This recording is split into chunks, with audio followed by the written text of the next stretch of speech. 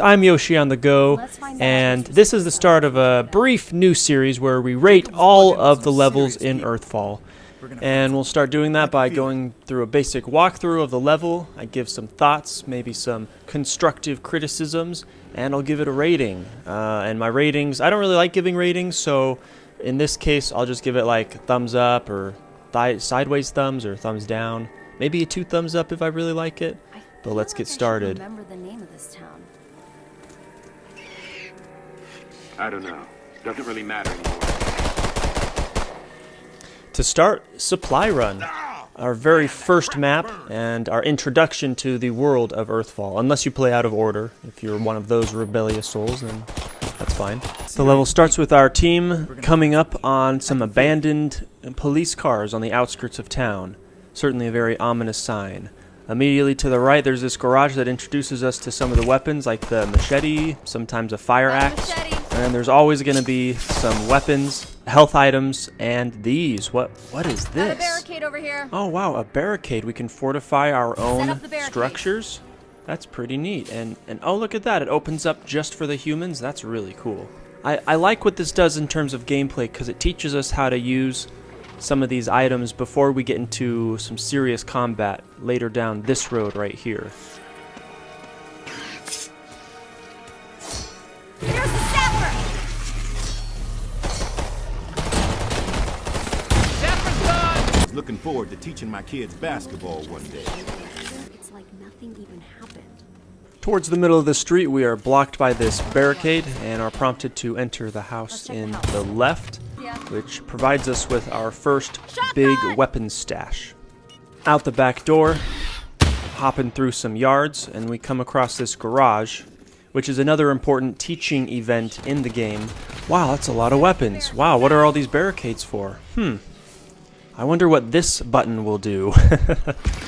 This triggers our first swarm event, which is important to learn about cooperation, communication, and sticking together. Also, there's a car conveniently placed right in front of the fire that's set to go off if you shoot it. Some of the cars still have power, and if you shoot them, their alarms will go off, causing a swarm to come. Immediately outside this, you can see this giant van with a ladder, and just a pro tip, anytime you see a ladder, climb it. It'll often reward you with hidden weapons and health items. Continuing down the street, we reach our destination, only to find out that it's not our final destination.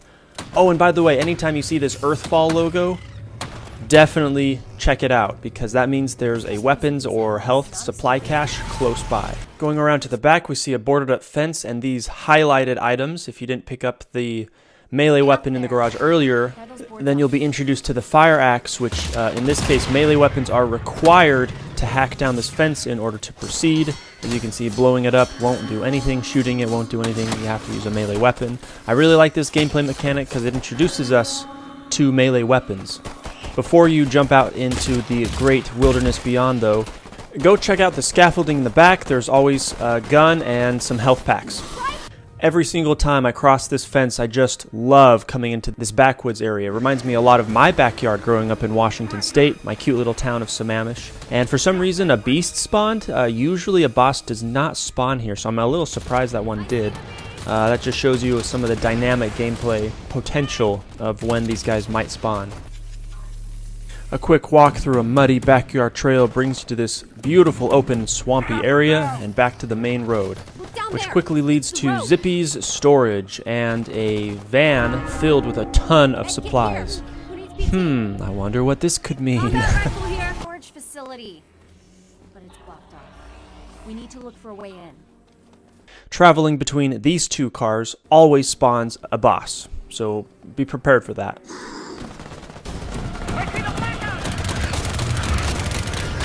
Once defeated, go up the road and to the left down this muddy trail, and to the left again to open a gate to get inside the Zippy storage facility.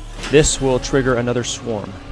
Alright, we finally made it inside, and one quick pro tip, head to the far left corner to this one storage container for a ton of awesome supplies. There's almost always a chain gun, a flamethrower, health items, grenades, more ammunition, some barricades. Yeah, it's a good place to hit up before finishing the level. Ooh, flamethrower! Heading to the middle of the facility will activate the power or something for this supply cache, and this will trigger the final swarm as well as a couple of boss enemies. So it's best to prepare, put up some gates and barricades, and fully reload and fully heal before you do this.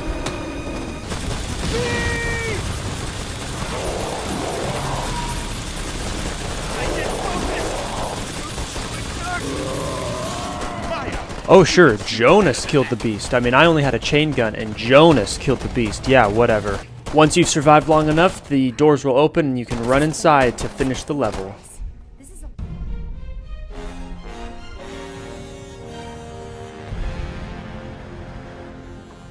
So what do I think about this? Well, first let's address a few brief criticisms. Honestly, I just have one, which is this music.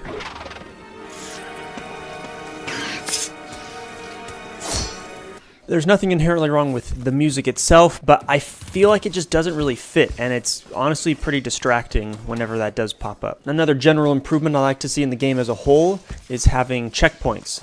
These chapters are quite a bit longer than a Left 4 Dead chapter, with the safe houses in between. For these levels, what I'd really like to see is checkpoint right before the final holdout. And in the case of Supply Run, I'd like to see this right before we enter Zippy's facility. Overall, though, I would rate Supply Run as thumbs up. Good.